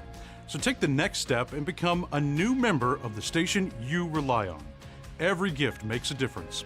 And what matters most right now is supporting the station that brings you the news and information you rely on. It only takes a minute to make a big difference. So join as a new member today at houstonpublicmedia.org/donate or call 800-364-8300. HoustonPublicMedia.org. Support for Houston Public Media comes from listeners like you and from Specs, celebrating the summertime heat with cold seltzers, ciders, canned cocktails, and more. Details at specs.com. Cheers to savings. Support for Houston Public Media comes from Central Market, featuring Black Angus steaks and house-made burgers, chef-prepared sides, craft beer, and fresh bakery desserts to celebrate dads this Father's Day. More at centralmarket.com. Support for Houston Public Media comes from Chariot Energy, offering electricity plans backed by 100% renewable energy for Texas homes and businesses. Learn more about renewable energy options at chariotenergy.com. Support for Houston Public Media comes from Museum of Fine Arts Houston, presenting Father's Day at Bayou Bend, featuring live music, refreshments, and the gardens and fountains of Bayou Bend. Sunday, June 21st. Details at mfah.org. Support comes from the Grand 1894 Opera House, presenting The Music Man. The musical follows traveling salesman Harold Hill, who tries to con the city with a boys band project. June 26th and 27th. Tickets at thegrand.com. Support comes from Discovery Green, a 12-acre park in downtown Houston. This summer, Discovery Green is presenting concerts featuring music from around the world. Sundays from 5 to 7 p.m. More information at discoverygreen.com.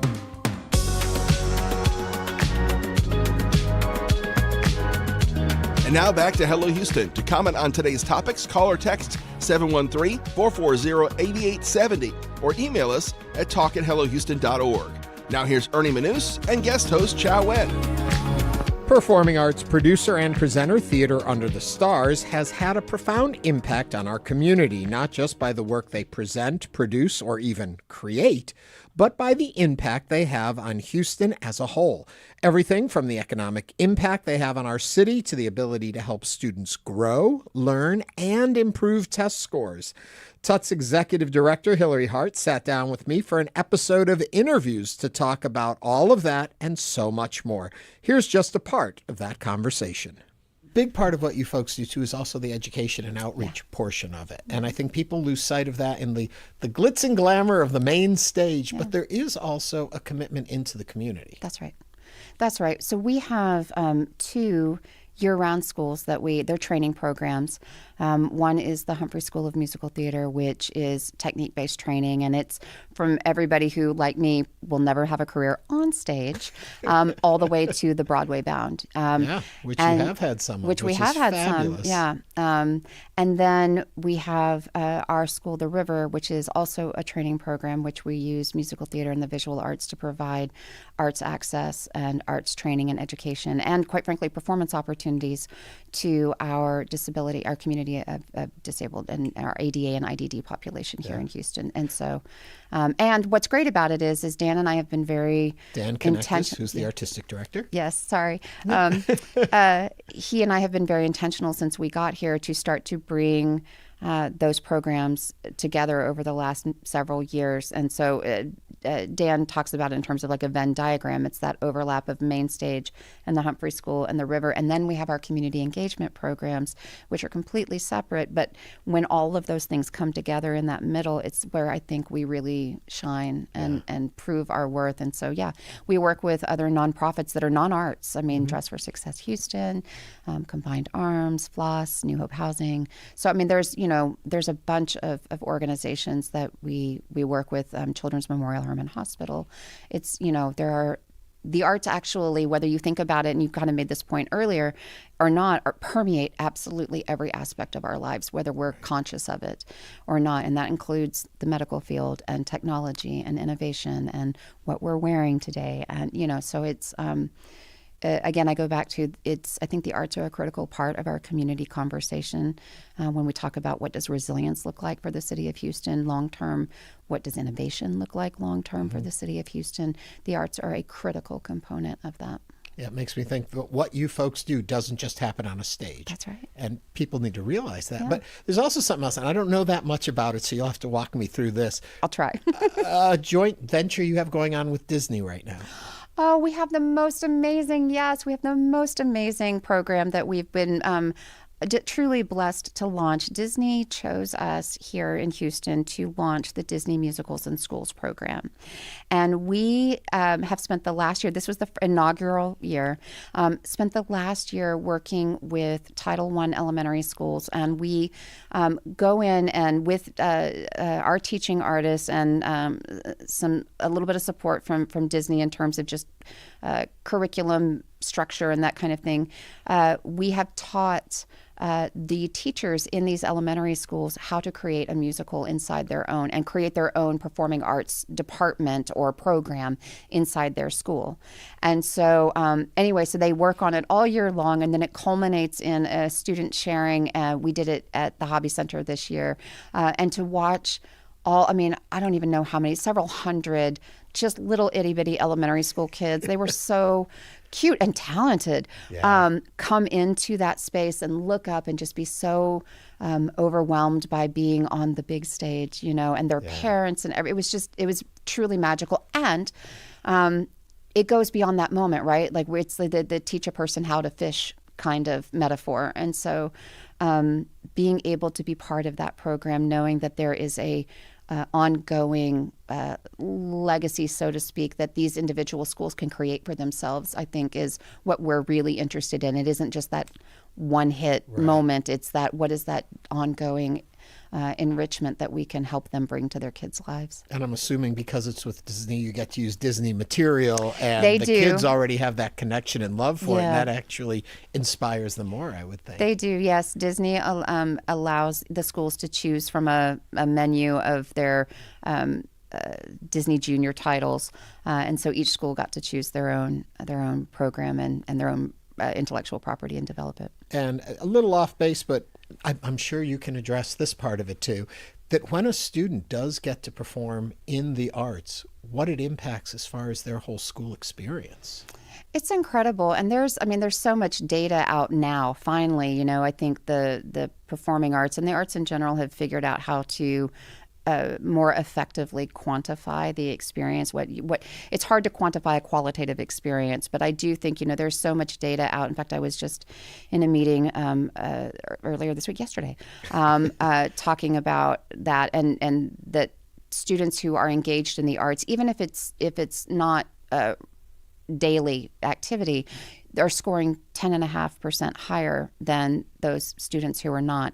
When you look at many of the Fortune 100 companies, many of them are hiring and have been for a while now, hiring students that have liberal arts in their background in some way, because these companies understand that irrespective of field, whether it's science or financial or pick a thing, that there are tactical problems that we are asking our future generations to solve for that have practical implications. Mm-hmm. And if you get so focused on just solving for this, you might create a brilliant solution for this problem that then has inadvertent or unintended consequences beyond that now all of a sudden you're having to solve for.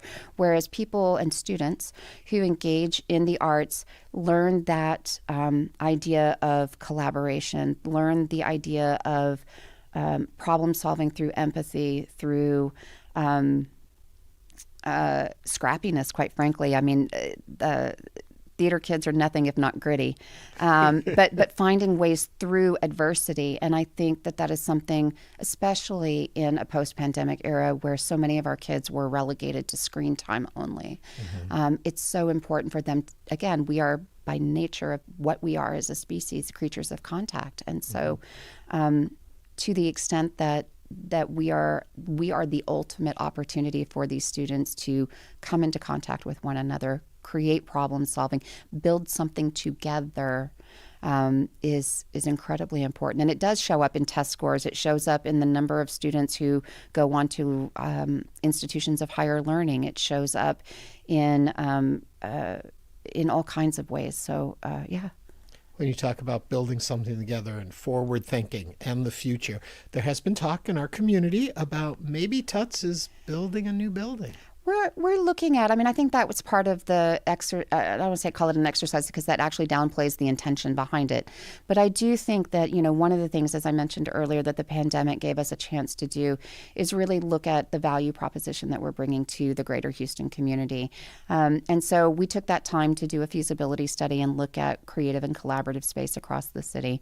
And no surprise, it came back affirming what we inherently knew, which was there's a dearth of creative space here in the city of Houston.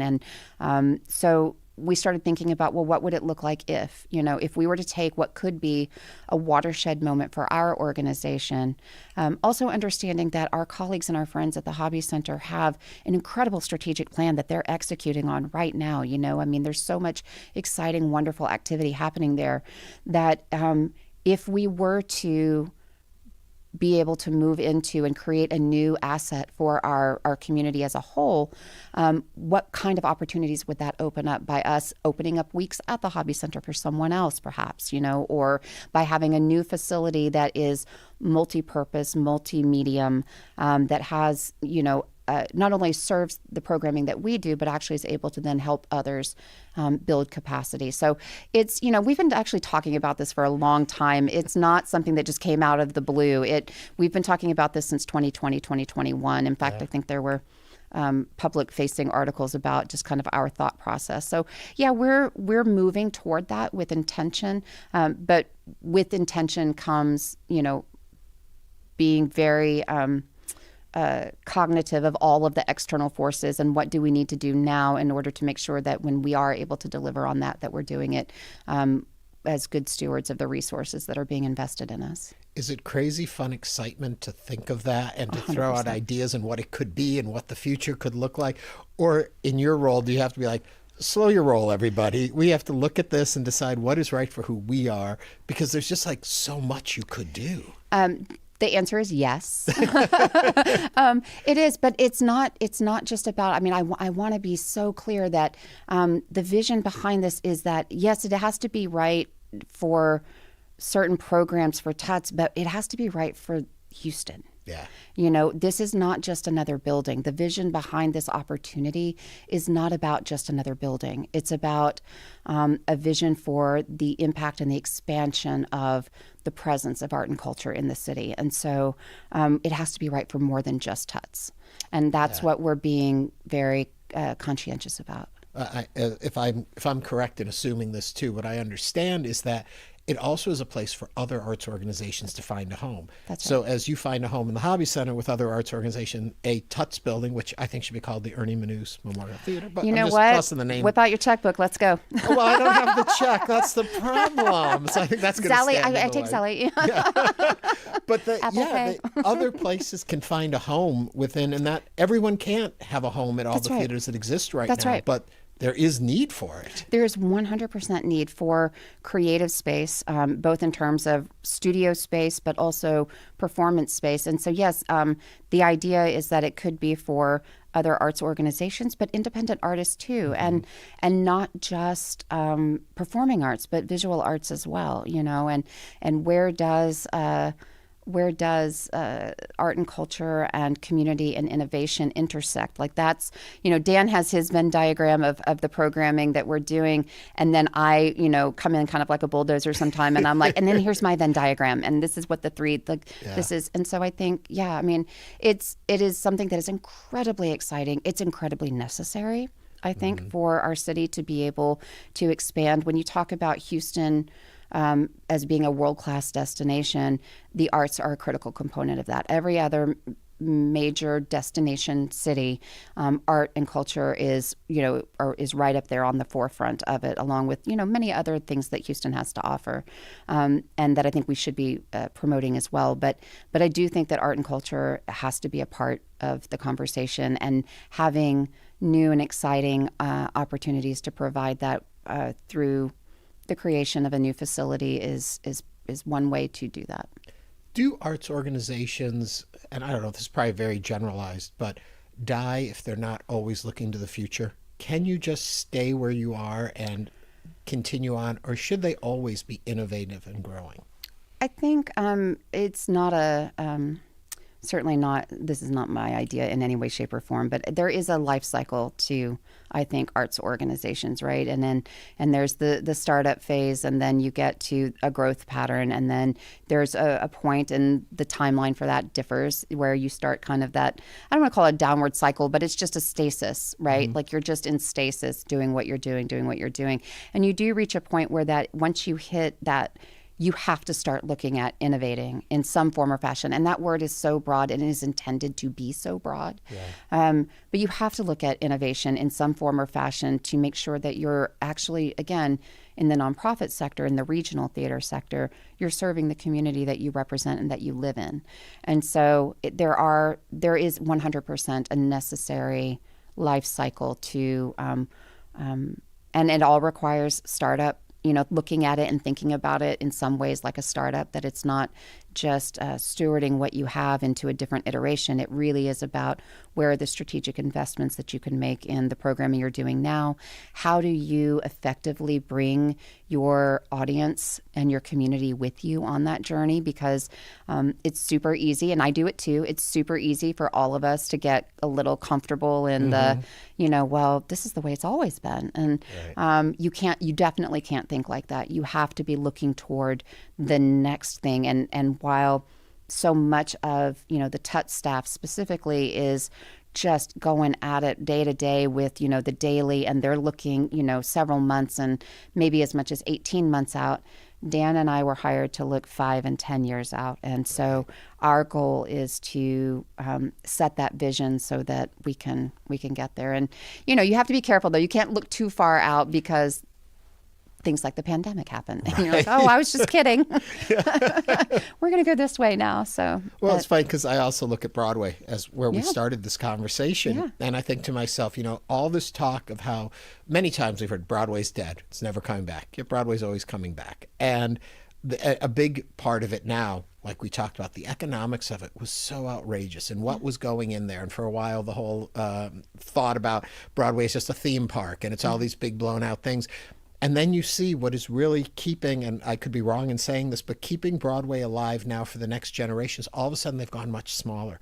All of a sudden, you have an O'Mary that comes up from when they said things don't come up from local theater anymore. It's there, but this was done in a small theater and came up. Or Titanic, which once again, a small with both. Oh, this one definitely has ties to Houston and the gentleman who created it. But it's like, there is a shift happening, and theater isn't just the define what we think it is. That's right. It's always growing. You look at something like, you started talking about Cats. Cats back on Broadway in the Jellicle Ball, which a new way to look at it. Phantom of the Opera is an immersive experience. There's so much more to explore, and to sit where we are is a disservice to the art when there's such an opportunity to try new things, do new things. Yeah, and that doesn't mean that you have to abandon the classic canon in any way. But the examples that you just used, it's looking at things through a new lens. And what does that mean? And is that something that your community wants to see? And I want to be clear, all of it is necessary.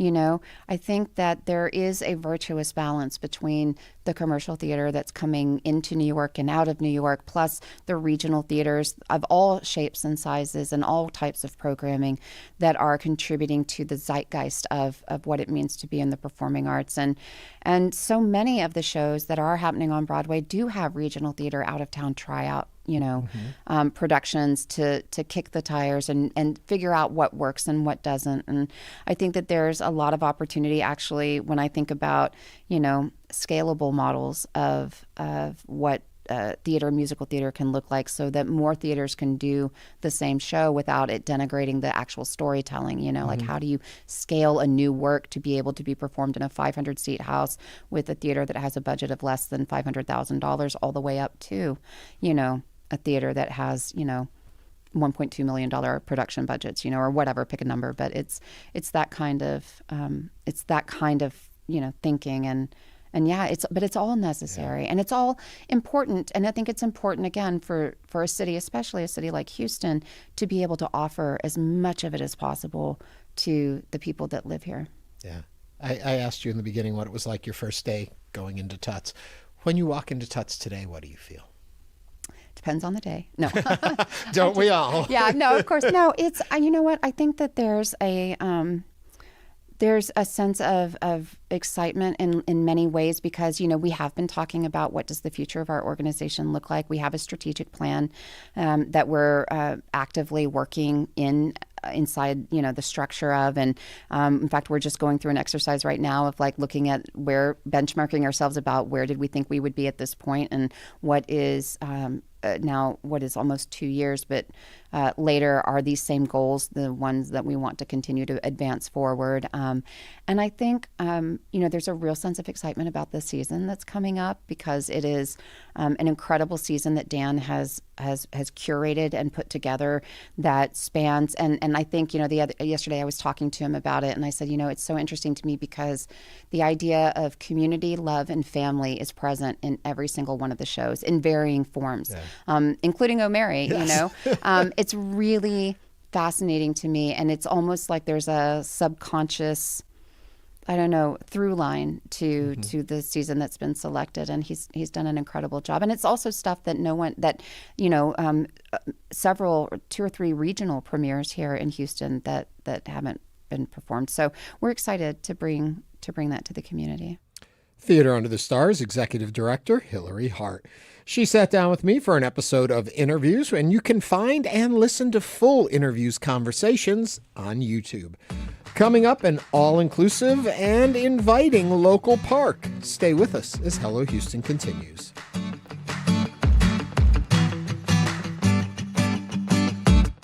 It's not just your car. It's the one that brought your kids home from school, took you cross-country, held memories, laughter, even a few breakdowns. When it's time to let go, give your car a new purpose. Donate it and turn memories into meaningful support for this station. Plus, you'll enjoy free and easy pickup, potential tax benefits, and a simple donation process. Your gift supports the programs you and your family love. Donate today and help keep public media strong. Call or donate online.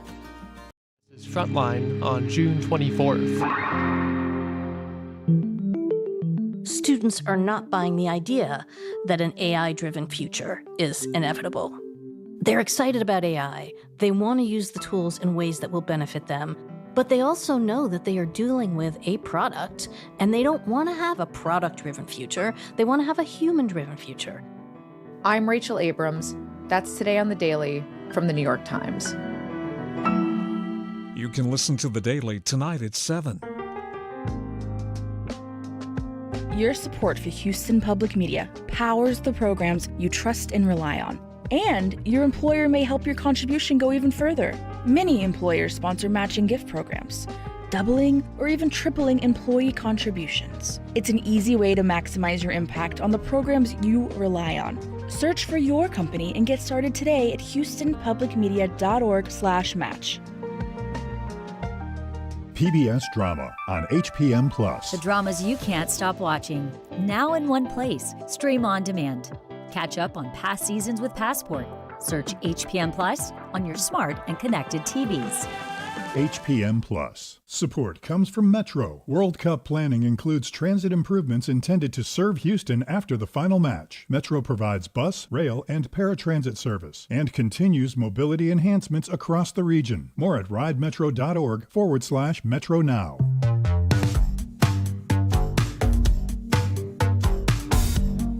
And now back to Hello Houston. To comment on today's topics, call or text 713-440-8870 or email us at talk@hellohouston.org. Now here's Ernie Manouse and guest host Chau Nguyen. North Houston Skate Park, located in the Greens Point area, is one of the largest skate parks in the United States. It was opened in 2014 by the North Houston Development Corporation. This skate park has grown into a popular, very popular destination for skaters, not just from Houston, but from all over the world. Additionally, adjacent to this park is Dillon Park.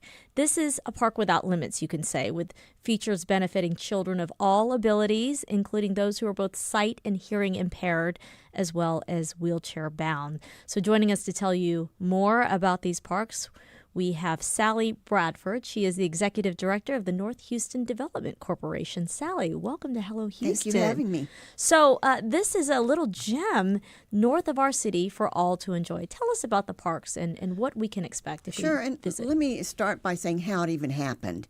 Because we were doing a little event at Aldine High School, and we asked the kids after the event, what would you like to see us build out here? We thought, soccer fields, basketball courts. They said, no, we want a skate park. And I went to the board and talked to them about it. And back then, remember, when we started designing this, it was probably about 2009. And skateboarding didn't have the same reputation it does now. And so my board was a little bit leery, but then we mentioned that they were already building Joe Jamel downtown. And so they kind of went along with it. We got very excited about it. We already had about a 10-acre parcel, so we can build it right there. And so we started getting with other skateboarders and asked them what we need to do. And so we developed a team, and they worked with us. And the interesting thing is these skateboarders were not young kids.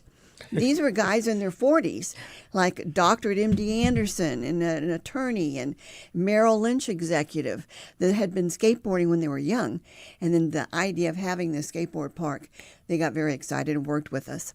And if I'm not mistaken, it's not just a skate park. It is one of the largest skate parks in the U.S. and attracts folks from everywhere. Well, it was the first until Iowa decided to build one about, maybe 4,000 feet bigger than ours. Damn you, Iowa. and so now it's the second largest in the United States. However, when we complete building another part of this, then we'll be back to number one again. Number one, yes. Yeah. But also, you have one of the largest bike parks. That's correct. Too. Well, and what we understand is with this complex, it's the only one like it in the world. Yeah. Where you've got this bike park where we've got major national events. It's actually the site of the 2028 World Championships. They have to come here to be able to go to the Olympics in L.A. And so we have nationals out there once a year, which brings in thousands of people. And so you've got that bike park, and you've got Dillon Park, and then you've got the skate park, kind of all right in a row on Kirkendall. Yeah. And then we're building a new facility, which the old facility will be more recreational skateboarding. And the new one, again, because we're working with World Skate Federation, will be more of an Olympic training facility. Wow. So we're having it designed where it would be very similar to what they would go to the Olympics. Mm-hmm. So it's great for the local kids to see these local kids in the area where maybe they have one parent at home. They don't have parents to take them to soccer or to Little League, and they come with a skateboard. And if they don't have one, we'll find one for them. And they start out young, and they go, we could be in the Olympics. This would be incredible. So they go out there, and they work every day. We have full-time staff, full-time security, and then they can kind of venture on to our new facility and actually train for the Olympics. I went on your website, and I was so delighted to see Dillon Park and the access for so many who may not benefit from just going to a regular park, for the hearing impaired, for the sight impaired, for those who are wheelchair bound. Can you tell us more about that? Sure. This little park, it's about a 4-acre park, and it's named after a little boy named Dillon, who unfortunately died of child abuse. And so I promised his grandmother if we did this park, we would name it after Dillon. And so it's a park. We have 2 playground areas, all wheelchair accessible, one for the younger kids, one for a little bit older kids. We have beautiful public art within the bounds of this. One of them is by Dixie Friend Gay. Actually, she's done 2 or 3 pieces. And we asked her to do a wall. It's about 30 feet wide, about 6 feet tall. And besides just mosaics, we asked her to do tactile ones. So a child could say, I want to find a butterfly. And if they were limited a little bit in their sight or hearing, they can actually feel and look for the butterfly. And what we understand is children that maybe have a little bit of a hearing issue they love tactile things. So along with those pieces of art, we've got pieces by Andrew Carson, which I don't know if you're familiar with him, but he does these tall pieces with all kinds of spinning glass and metal, all different colors. So in that park, you've got kind of a quiet area. Some children won't want to be in the middle of the mix. They'd much prefer to be in a quiet area. So we've got that Andrew Carson piece there where they can watch it spinning and just kind of relax a little bit and not be in the middle of everything. Talk a little bit about the importance of inclusivity when you're building parks and how often that's overlooked. I think it's overlooked a lot. I mean, you can go to a park with your child and it can be very different kinds of limited abilities. And all you have is maybe, it's an old-fashioned word, but jungle gyms and, swings and so on. But now you see these children, and some of them are brought in by buses from some of the schools that really cater children with limited abilities. And they're right in the middle of the mix because you've got kids there that, can run and can jump and do all those things. And you see them interacting with each other. Yeah. Which so many times in a park, if you've got a child in a wheelchair, they're just kind of over by themselves or the side, and maybe their parents will lift them up to a piece of equipment. But this way, they're right in the middle of the mix with other children. That's wonderful. National recognition for what you're doing there, and folks coming and looking at what you've done to kind of replicate it. Are we seeing that? I don't know that I'm seeing replication on Dillon Park necessarily. I see it a lot more on the skate and the bike park. Well, we need them to come and look at Dillon Park, too. Well, here's what happens. They'll come. We've had many famous skateboarders, Tony Hawk and actually Pearl Jam, they're skaters. They've come out to the park. And they're really shocked when the skate park is right next to Dillon Park. And they go over into that area and they, wow, we didn't even know this existed. This is incredible. So once we get them to the skate park, we always steer them over to Dillon Park so they can take a look at it. Sally, tell us about the hours of operation. When can somebody go and enjoy it? Tuesdays we're closed just for landscaping and take care of everything. But otherwise it's open every day of the week. During the summer it's open till 10 o'clock. And it's open at 9 o'clock in the morning. So 9 to 10. Yeah. In the winter months, it closes earlier. Yeah. A lot of people, when they hear about Greens Point, they have an image, an idea comes to mind. How do you think the park is changing that narrative? Oh, I think it's changing it not only locally, but one of the reasons we did these parks was to show that we had a lot more to offer than what you see in the news or by word of mouth or whatever. And so by having these parks and having these major events, we have people coming in from all over the world, but we have them coming from the Woodlands or from Conroe or from Dallas or Austin. And they come into this area because we incorporate public art in all our parks. So the bike park has some beautiful pieces. The skate park has a great piece by what we call the godfather of skateboarding, Steve Olson. He did a beautiful bronze piece. And so they come and they see the public art and they see it's beautifully landscaped. And they think, wow, we didn't know this was here. I run into so many people when I tell them my job. And they go, oh, well, there's this park out in North Houston we've started going to. Do you know anything about that? And I said, yeah, that's ours. That's ours. That is our park. That's ours. It's your baby. And so then they tell their friends, and then their friends come. So we're seeing more and more people coming into the parks. Sally, I have to think that as people are listening from other communities, they might have park envy. Why can't I have a park like that in my community? Help us to understand how this park was funded. Yeah, it's, again, through these 5 increment partners. And they agreed that they thought that would be a good use of their increment. And so that's how we funded. We started with the skate park and opened in 2014. Dillon Park opened about the same time. And then the bike park opened in 2019. And so part of that was with bonds. And then with the new park that we're doing, that's just strictly with the increment from our other projects.